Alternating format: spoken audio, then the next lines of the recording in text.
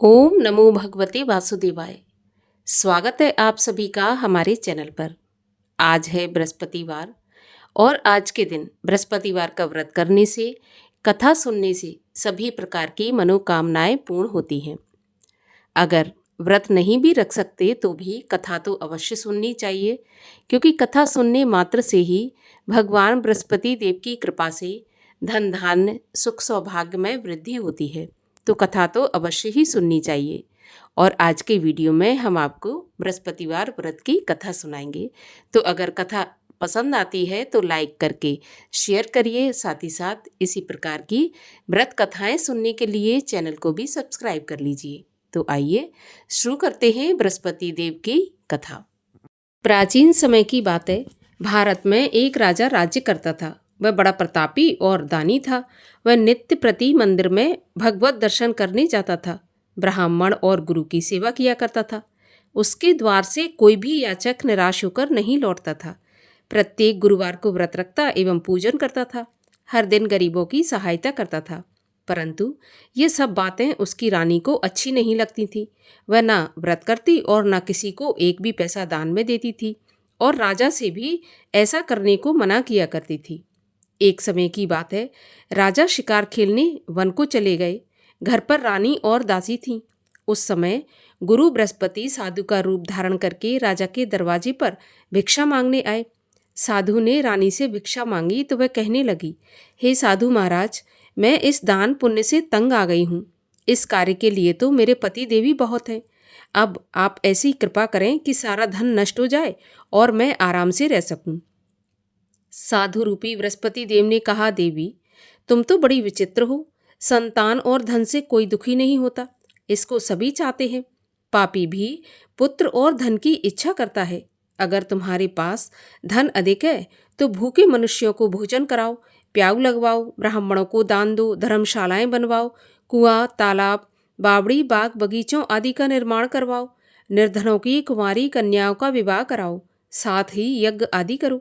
इस प्रकार के कर्मों से आपके कुल का और आपका नाम परलोक में सार्थक होगा एवं स्वर्ग की प्राप्ति होगी। परंतु रानी साधु की इन बातों से खुश नहीं हुई। उसने कहा, हे साधु महाराज, मुझे ऐसे धन की आवश्यकता नहीं जिसको मैं अन्य लोगों को दान दूं और जिसको रखने और संभालने में ही मेरा सारा समय नष्ट हो जाए। साधु ने कहा, देवी, यदि तुम्हारी ऐसी इच्छा है तो जैसा मैं तुम्हें बताता हूँ तुम वैसा ही करना। बृहस्पतिवार के दिन घर को गोबर से लीपना, अपने केशों को पीली मिट्टी से धोना, केशों को धोते समय स्नान करना, राजा से कहना वह हजामत करवाए, भोजन में मांस मदिरा खाना, कपड़ा धोबी के यहाँ धुलने डालना। इस प्रकार 7 बृहस्पतिवार करने से तुम्हारा सारा धन नष्ट हो जाएगा। ऐसा कहकर साधु महाराज रूपी बृहस्पति देव अंतर्ध्यान हो गए।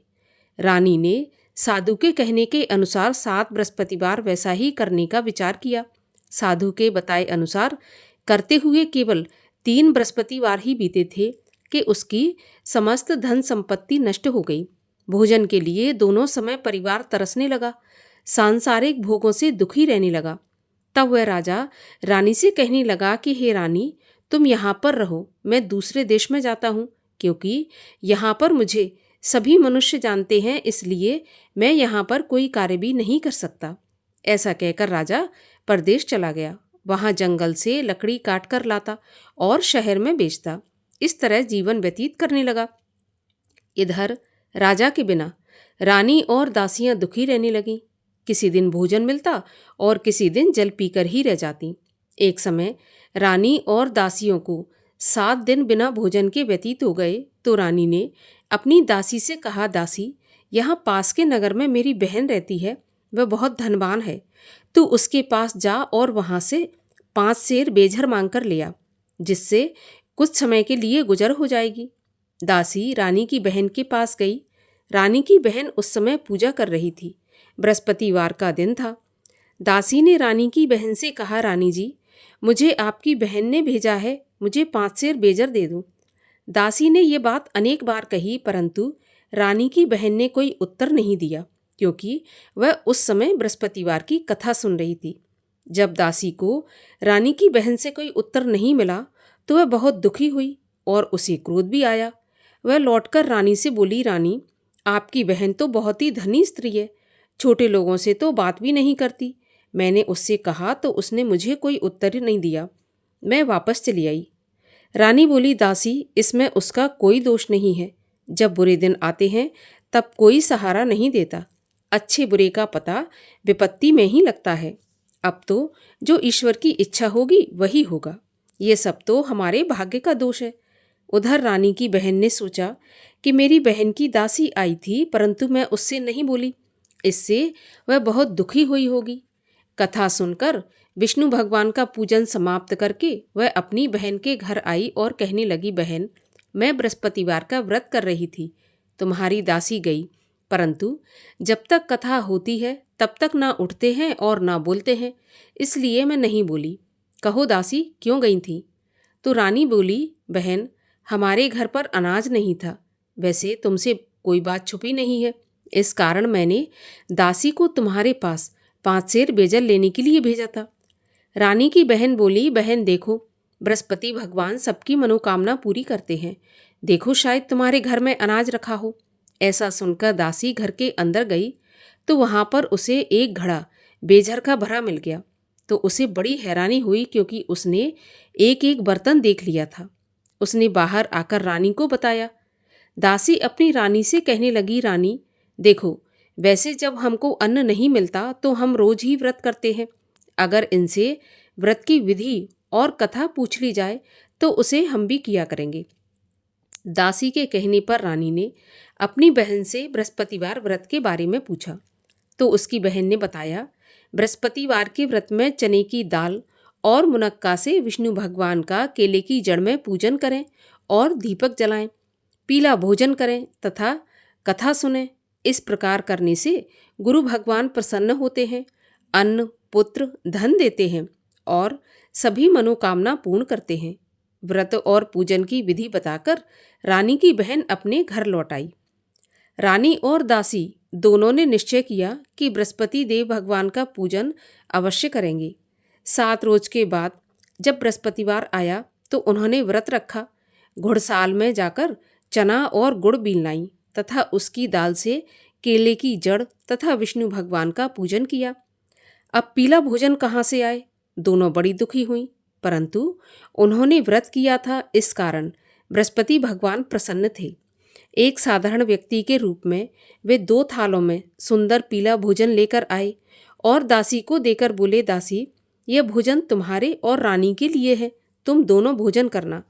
दासी भोजन पाकर बड़ी प्रसन्न हुई और रानी से बोली, रानी जी, भोजन कर लो। रानी को भोजन आने के बारे में कुछ पता नहीं था, इसलिए वह दासी से बोली, जा तू ही भोजन कर, क्योंकि तू हमारी व्यर्थ में हंसी उड़ाती है। तो दासी बोली, एक व्यक्ति भोजन दे गया है। रानी कहने लगी, वह भोजन तेरे लिए दे गया है तो तू ही भोजन कर। दासी ने कहा, वह व्यक्ति हम दोनों के लिए 2 थालों में भोजन देकर गया है, इसलिए मैं और आप दोनों ही साथ साथ भोजन करेंगी। दोनों ने गुरु भगवान को नमस्कार करके भोजन प्रारंभ किया। उसके बाद वे प्रत्येक बृहस्पतिवार को गुरु भगवान का व्रत और पूजन करने लगी। बृहस्पति भगवान की कृपा से उनके पास धन हो गया, परंतु रानी फिर पहले की तरह से आलस करने लगी। तब दासी बोली, देखो रानी, तुम पहले भी इस प्रकार आलस करती थी, तुम्हें धन के रखने में कष्ट होता था, इस कारण सभी धन नष्ट हो गया। अब गुरु भगवान की कृपा से धन मिला है तो फिर तुम्हें आलस होता है। बड़ी मुसीबतों के बाद हमने ये धन पाया है, इसलिए हमें दान पुण्य करना चाहिए। भूखे मनुष्यों को भोजन कराओ, प्याऊ लगवाओ, ब्राह्मणों को दान दो, कुआं, तालाब, बावड़ी आदि का निर्माण करवाओ, मंदिर, पाठशाला बनवाकर दान दो, कुंवारी कन्याओं का विवाह करवाओ। धन को शुभ कार्यों में खर्च करो, जिससे तुम्हारे कुल का यश बढ़े और स्वर्ग प्राप्त हो तथा पितृ प्रसन्न हो। दासी की बात मानकर रानी इसी प्रकार के कर्म करने प्रारंभ कर दिए। उसका काफी यश फैलने लगा। एक दिन रानी और दासी आपस में विचार करने लगीं कि ना जाने राजा किस दशा में होंगे, उनकी कोई खोज खबर नहीं है। गुरु भगवान से उन्होंने प्रार्थना की और भगवान ने रात्रि में राजा को सपने में कहा कि हे राजा, उठ, तेरी रानी तुझको याद करती है, अब अपने देश को लौट जा। राजा प्रातःकाल उठा।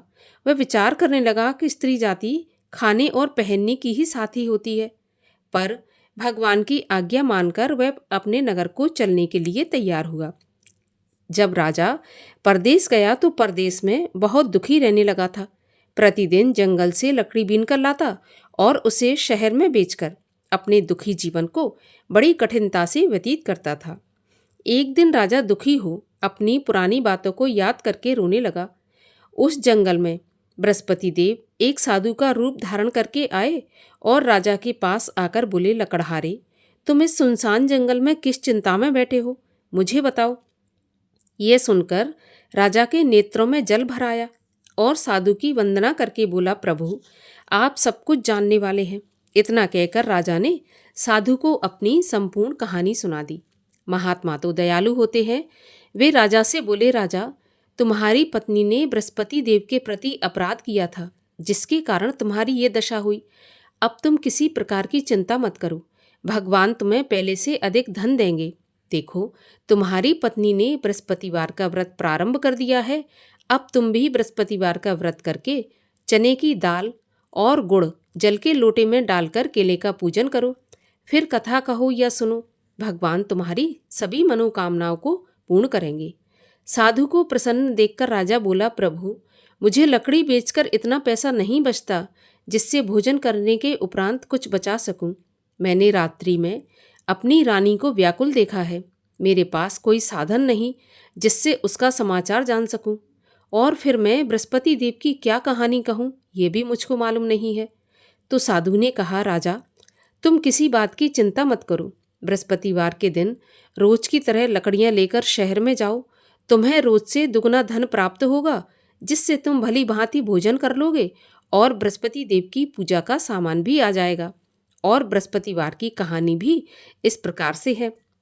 प्राचीन काल में एक बहुत ही निर्धन ब्राह्मण था। उसके कोई संतान नहीं थी। वह नित्य पूजा पाठ करता, परंतु उसकी स्त्री बहुत मलिनता के साथ रहती। वह न स्नान करती और न किसी देवता का पूजन करती। प्रातःकाल उठते ही सबसे पहले भोजन करती, बाद में कोई अन्य काम करती। ब्राह्मण देवता बहुत दुखी रहते थे। पत्नी को बहुत समझाते, परंतु उसका कोई परिणाम न निकलता। भगवान की कृपा से ब्राह्मण की स्त्री की कन्या उत्पन्न हुई। वह कन्या अपने पिता के घर में बड़ी होने लगी। वह बालिका प्रातः स्नान करके भगवान विष्णु का जप करती, बृहस्पतिवार का व्रत भी करने लगी।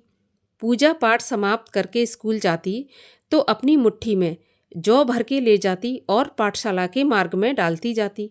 वही जौ स्वर्ण के हो जाते तो लौटते समय उनको बीनकर घर ले आती। एक दिन वह बालिका सूप में उन सोने के जौ को फटक कर साफ कर रही थी। तभी उसकी माँ ने देख लिया और कहा, बेटी सोने के जौ को फटकने के लिए सोने का सूप होना चाहिए। दूसरे दिन गुरुवार था। इस कन्या ने व्रत रखा और बृहस्पति देव से प्रार्थना करके कहा कि प्रभु, यदि मैंने सच्चे मन से आपकी पूजा की हो तो मुझे सोने का सूप दे दो। बृहस्पति देव ने उसकी प्रार्थना स्वीकार कर ली। रोजाना की तरह वह कन्या जौ फैलाती हुई स्कूल चली गई। स्कूल से लौटकर जब वह जौ बीन रही थी तो बृहस्पति देव की कृपा से उसे सोने का सूप मिला। उसे वह घर ले आई और उसमें जौ साफ करने लगी, परंतु उसकी माँ का वही ढंग रहा। एक दिन की बात है, वह कन्या सोने के सूप में जौ साफ कर रही थी। उस समय उस नगर का राजकुमार वहां से होकर निकला। इस कन्या के रूप और कार्य को देखकर उस पर मोहित हो गया और राजमहल में आकर भोजन तथा जल त्याग कर उदास होकर लेट गया। जब राजा को राजकुमार द्वारा अन्न जल त्यागने का समाचार ज्ञात हुआ तो अपने मंत्रियों के साथ अपने पुत्र के पास गए और बोले, बेटा तुम्हें किस बात का कष्ट है? किसी ने अपमान किया है अथवा कोई और कारण है? मुझे बताओ, मैं वही करूँगा जिससे तुम्हें प्रसन्नता हो। तो राजकुमार ने अपने पिता की बातें सुनी तो बोला, मुझे आपकी कृपा से किसी बात का दुख नहीं है। किसी ने मेरा अपमान नहीं किया, परंतु मैं उस लड़की के साथ विवाह करना चाहता हूँ जो सोने के सूप में जौ साफ कर रही थी। यह सुनकर राजा आश्चर्य में पड़ गया और बोला, बेटा इस तरह की कन्या का पता तुम ही लगाओ, मैं उसके साथ तुम्हारा विवाह अवश्य करवा दूंगा। राजकुमार ने राजा को उस लड़की के घर का पता बताया। मंत्री उस लड़की के घर गया और राजा का आदेश ब्राह्मण को सुनाया। कुछ ही दिन के बाद ब्राह्मण की कन्या का विवाह राजकुमार के साथ संपन्न हो गया। कन्या के घर से जाते ही उस ब्राह्मण देवता के घर में पहले की भांति गरीबी का निवास हो गया। अब भोजन के लिए भी अन्न बड़ी मुश्किल से मिलता था। एक दिन दुखी होकर ब्राह्मण देवता अपनी पुत्री से मिलने गए। बेटी ने पिता की दुखी अवस्था को देखा और अपनी माँ का समाचार पूछा तो ब्राह्मण ने सारा हाल कह दिया। कन्या ने बहुत सा धन देकर अपने पिता को विदा कर दिया। इस तरह ब्राह्मण का कुछ समय सुखपूर्वक व्यतीत हो गया, लेकिन कुछ दिन के बाद फिर वही हाल हो गया। ब्राह्मण फिर अपनी कन्या के यहाँ गया और सभी हाल कहा तो पुत्री बोली, पिताजी आप माताजी को यहाँ लिवा लाओ, मैं उन्हें विधि बता दूंगी जिससे गरीबी दूर हो जाएगी।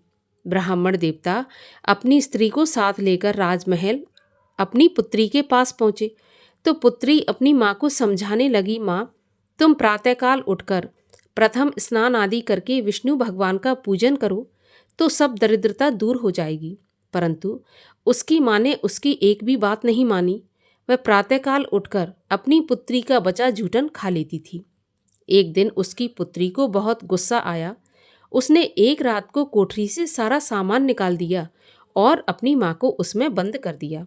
प्रातःकाल उसमें से उसे निकाला और स्नान आदि करा के पूजा पाठ करवाया तो उसकी माँ की बुद्धि ठीक हो गई। इसके बाद वह नियम से पूजा पाठ करती और प्रत्येक बृहस्पतिवार को व्रत भी रखने लगी। इस व्रत के प्रभाव से उसकी माँ भी बहुत धनवान तथा पुत्रवती हो गई और बृहस्पति देवता के प्रभाव से स्वर्ग को गई। वह ब्राह्मण भी सुखपूर्वक इस लोक का सुख भोग कर स्वर्ग को प्राप्त हुआ। इस तरह कहानी कहकर साधु देवता वहाँ से अंतर्ध्यान हो गए। धीरे धीरे समय व्यतीत होने पर फिर बृहस्पतिवार का दिन आया। राजा जंगल से लकड़ी काटकर किसी शहर में बेचने गया तो उसे उस दिन और दिनों से अधिक पैसा मिला। राजा ने चना गुड़ आदि लाकर बृहस्पतिवार का व्रत किया। उस दिन से उसके सभी क्लेश दूर हुए। परंतु जब अगला गुरुवार आया तो वह बृहस्पतिवार का व्रत करना भूल गया। इस कारण बृहस्पति भगवान नाराज हो गए। उस दिन उस नगर के राजा ने विशाल यज्ञ का आयोजन किया तथा अपने समस्त राज्य में घोषणा करवा दी कि कोई भी मनुष्य अपने घर में भोजन न बनाए, आग भी न जलाए। समस्त जनता मेरे यहाँ भोजन करने आए और इस आज्ञा को जो नहीं मानेगा उसको फांसी की सजा दी जाएगी। राजा की आज्ञा के अनुसार राज्य के सभी वासी राजा के भोज में सम्मिलित हुए, लेकिन लकड़हारा कुछ देर से पहुंचा, इसलिए राजा उसको अपने साथ महल में ले गए। जब राजा लकड़हारे को भोजन करा रहे थे तो रानी की दृष्टि उस खूंटी पर पड़ी जिस पर उसका हार लटका हुआ था। उसे हार खूंटी पर लटका दिखाई नहीं दिया। रानी को निश्चय हो गया कि मेरा हार इस लकड़हारे ने चुरा लिया और उसी समय सैनिक बुलवाकर उसको जेल में डलवा दिया। जब लकड़हारा जेल खाने में गया तो बहुत दुखी होकर विचार करने लगा कि न जाने कौन से पूर्व जन्म के कर्म से मुझे यह दुख प्राप्त हुआ है, और उसी साधु को याद करने लगा जो कि जंगल में मिला था। उसी समय तत्काल बृहस्पति देव साधु के रूप में प्रकट हो गए और उसकी दशा को देखकर कहने लगे, अरे मूर्ख, तूने बृहस्पति देवता की कथा नहीं की, इसी कारण तुझे दुख प्राप्त हुआ है। अब चिंता मत कर, बृहस्पतिवार के दिन जेल खाने के दरवाजे पर 4 पैसे पड़े मिलेंगे, उनसे तू बृहस्पति देव की पूजा करना तो तेरे सभी कष्ट दूर हो जाएंगे। अगले बृहस्पतिवार उसे जेल के द्वार पर 4 पैसे मिले। राजा ने पूजा का सामान मंगवाकर कथा कही और प्रसाद बांटा। उसी रात्रि को बृहस्पति देव ने उस नगर के राजा को स्वप्न में कहा कि राजा, तूने जिस आदमी को जेल खाने में बंद कर दिया है वह निर्दोष है, वह राजा है, उसे छोड़ देना। रानी का हार उसी खूंटी पर लटका हुआ है। अगर तू ऐसा नहीं करेगा तो मैं तेरे राज्य को नष्ट कर दूंगा। राजा प्रातःकाल उठा और खूंटी पर हार टंगा देखकर लकड़हारे को बुलाकर क्षमा मांगी और राजा के योग्य सुंदर वस्त्र आभूषण भेंट करके उसे विदा किया। गुरुदेव की आज्ञा के अनुसार राजा अपने नगर को चल दिया। राजा जब नगर के निकट पहुंचा तो उसे बड़ा आश्चर्य हुआ। नगर में पहले से अधिक बाग, तालाब, कुएं तथा बहुत सी धर्मशालाएं, मंदिर आदि बने हुए थे। राजा ने पूछा ये किसका बाग और धर्मशाला है? तब नगर के सब लोग कहने लगे कि ये सब रानी और दासी ने बनवाए हैं। तो राजा को आश्चर्य हुआ और गुस्सा भी आया। जब रानी ने यह खबर सुनी कि राजा आ रहे हैं, तो उसने अपनी दासी से कहा कि दासी, देख राजा हमको कितनी बुरी हालत में छोड़ गए थे। हमारी ऐसी हालत देखकर वह लौट न जाए, इसलिए तू दरवाजे पर खड़ी हो जा। रानी की आज्ञा के अनुसार दासी दरवाजे पर खड़ी हो गई। जब राजा आए तो उन्हें अपने साथ महल में लिवा लाई। तब राजा ने क्रोध करके अपनी तलवार निकाली और पूछने लगा, बताओ यह धन तुम्हें कैसे प्राप्त हुआ है? तब रानी ने बताया, हमें यह सब धन बृहस्पति देव के व्रत के प्रभाव से प्राप्त हुआ है। राजा ने निश्चय किया, 7 रोज बाद तो सभी बृहस्पति देव का पूजन करते हैं, परंतु मैं रोजाना दिन में 3 बार कथा कहा करूँगा और रोज व्रत किया करूँगा। अब हर समय राजा के दुपट्टे में चने की दाल बंधी रहती और दिन में 3 बार कथा कहता। एक दिन राजा ने विचार किया कि चलो अपनी बहन के यहाँ हो आऊँ।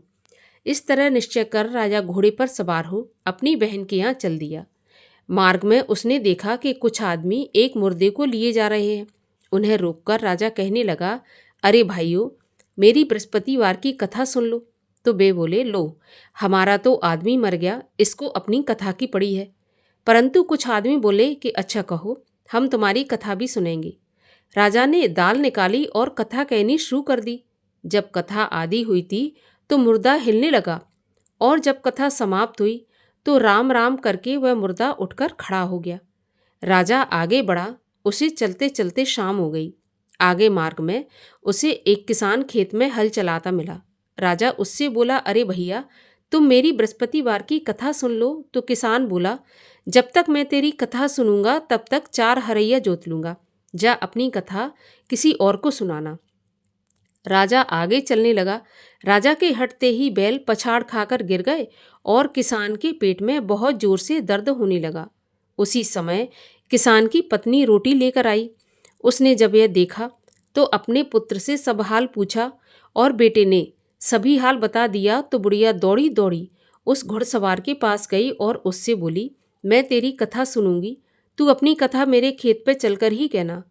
राजा ने लौटकर बुढ़िया के खेत पर जाकर कथा कही, जिसके सुनते ही बैल उठकर खड़े हो गए तथा किसान के पेट का दर्द भी बंद हो गया। राजा अपनी बहन के घर पहुंच गया। बहन ने भाई की खूब मेहमानी की। दूसरे रोज प्रातःकाल राजा जगा तो वह देखने लगा कि सब लोग भोजन कर रहे हैं। राजा ने अपनी बहन से पूछा, ऐसा कोई मनुष्य है जिसने भोजन नहीं किया हो, जो मेरी बृहस्पतिवार की कथा सुन ले? तो बहन बोली, भैया, यह देश ऐसा ही है। पहले यहाँ के लोग भोजन करते हैं, बाद में अन्य काम करते हैं। अगर पड़ोस में कोई हो तो मैं देख कर आती हूँ। ऐसा कहकर बहन देखने चली गई, परंतु उसे कोई ऐसा व्यक्ति नहीं मिला जिसने भोजन नहीं किया हो। अतः वह एक कुम्हार के घर गई जिसका लड़का बीमार था। उसे मालूम हुआ कि उनके यहाँ 3 रोज से किसी ने भोजन नहीं किया। तो रानी ने अपने भाई की कथा सुनने के लिए कुम्हार से कहा और वह कुम्हार तैयार हो गया। राजा ने जाकर बृहस्पतिवार की कथा कही, जिसको सुनकर उसका लड़का ठीक हो गया। अब तो राजा की प्रशंसा होने लगी।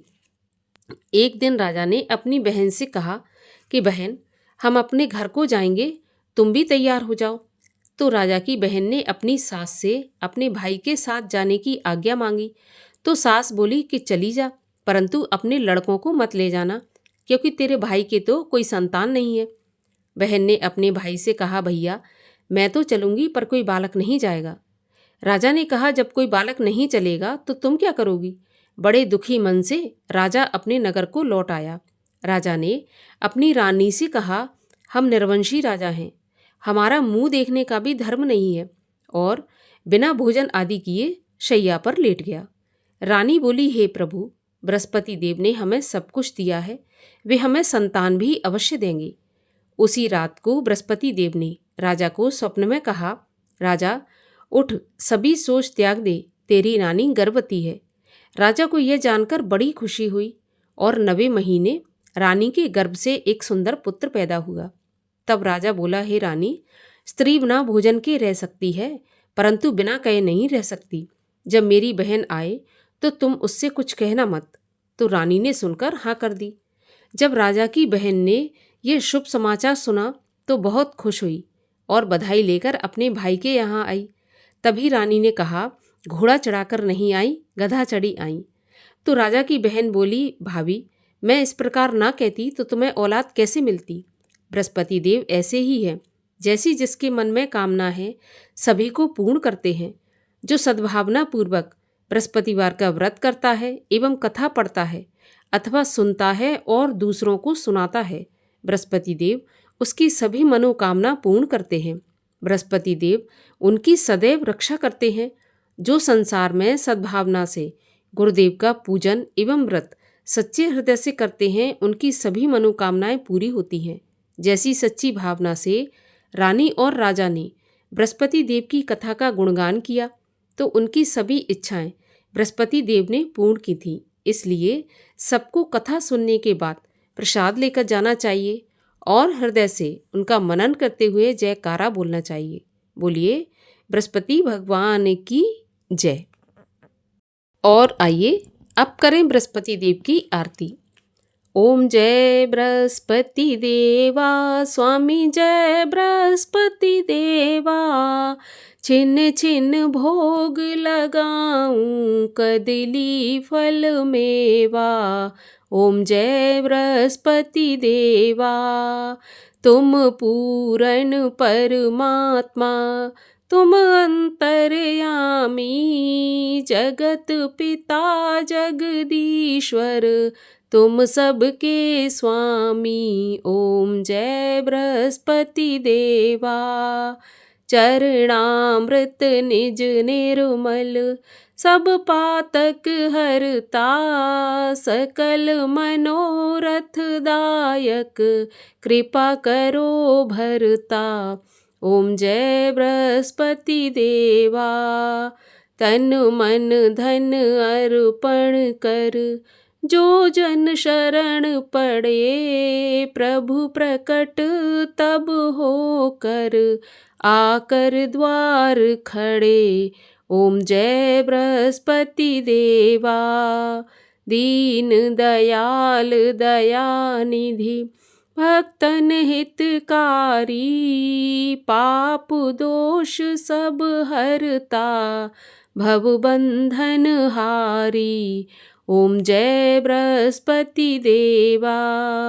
सकल मनोरथ दायक, सब संशय हारो, विषय विकार मिटाओ, संतन सुखकारी।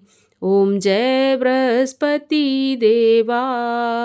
जो कोई आरती प्रभु की, प्रेम सहित गावे, जेठानंद आनंद कर, सो निश्चय पावे। ओम जय बृहस्पति देवा। बोलिए विष्णु भगवान की जय, बृहस्पति देव भगवान की जय।